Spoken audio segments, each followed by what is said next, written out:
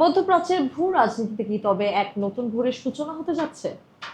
4 দশকেরও বেশি সময় ধরে চলা বৈরিতা, নিষেধাজ্ঞা আর সামরিক উত্তেজনার বরফ গলতে শুরু করেছে ওয়াশিংটন আর তেহরানের মধ্যে।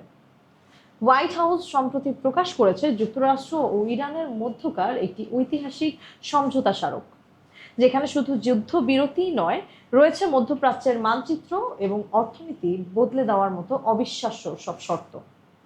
কি আছে এই ঐতিহাসিক সমঝোতায়? বিস্তারিত থাকছে আমাদের আজকের এই প্রতিবেদনে। সব ফ্রন্টে অবিলম্বে এবং স্থায়ীভাবে যুদ্ধবিরতি। হ্যাঁ, এই সমঝোতা স্মারকের সবচেয়ে বড় ও প্রথম শর্ত এটাই।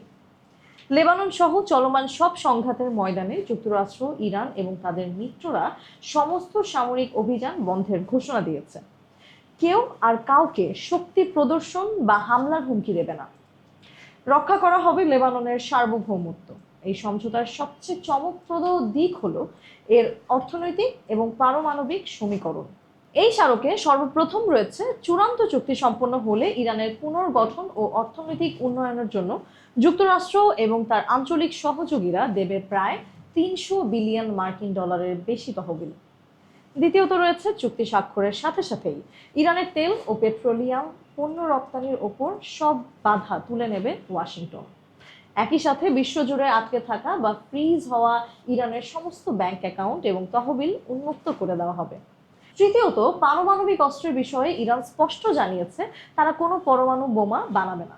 এমনকি তাদের কাছে থাকা সমৃদ্ধ ইউরেনিয়াম আন্তর্জাতিক পরমাণু শক্তি সংস্থা বা IAEA এর তত্ত্বাবধানে ধ্বংস বা নিম্নমাত্রায় রূপান্তর করা হবে।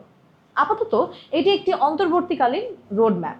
আগামী 60 দিনের মধ্যে দুই দেশকে একটি চূড়ান্ত ও স্থায়ী চুক্তিতে পৌঁছাতে হবে।